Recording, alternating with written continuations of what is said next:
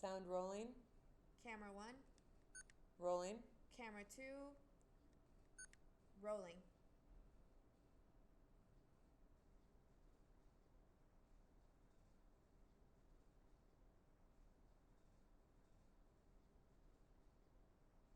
My name's Ted Fischer, and I am the Cornelius Vanderbilt Professor of Anthropology at Vanderbilt University. I'm a specialist in the Maya area. I'm a cultural anthropologist, and I've been really interested in how Maya peoples are integrated into the global economic system. That's what I've worked on pretty much my whole career. In the last years, I've been looking at coffee and where coffee comes from and how it's consumed and how to connect both ends of that commodity chain. I came to Tulane in January of 1990 to start graduate school here.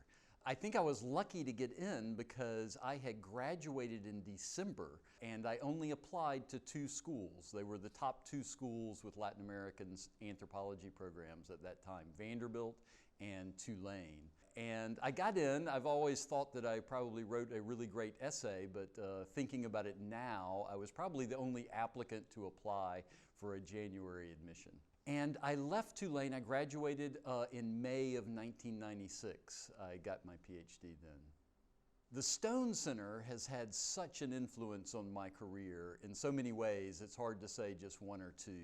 My research trajectory got started when I was working here at Tulane. My first year of graduate school, I got summer funding to study Cachiquel Maya, and I've worked in that region ever since.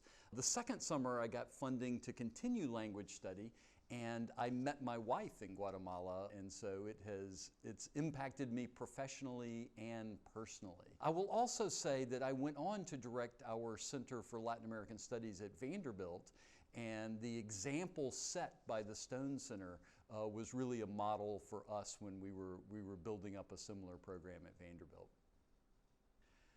I have so many memories here, but more than one standout memory. What I remember is a vibe at that time, coming to seminars at the Stone Center in the afternoon and sitting through sometimes a really exciting lecture, sometimes a deadly boring lecture, but then going out with the group afterwards and having beers and continuing the conversation.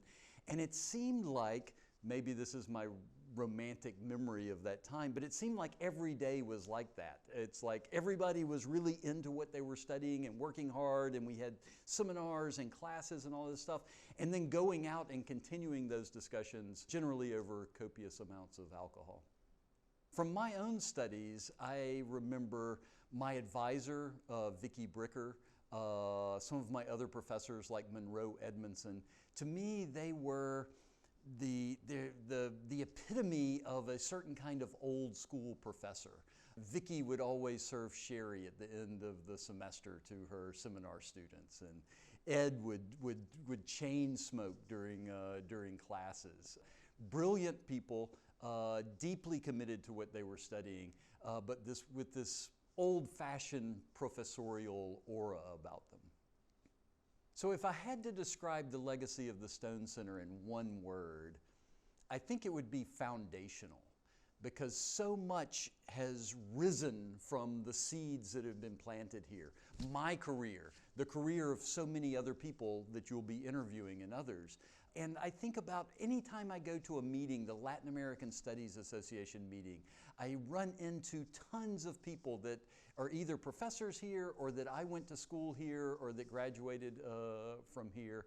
And it has created this whole ecosystem of people, and it was the foundation of that. So I think of foundational.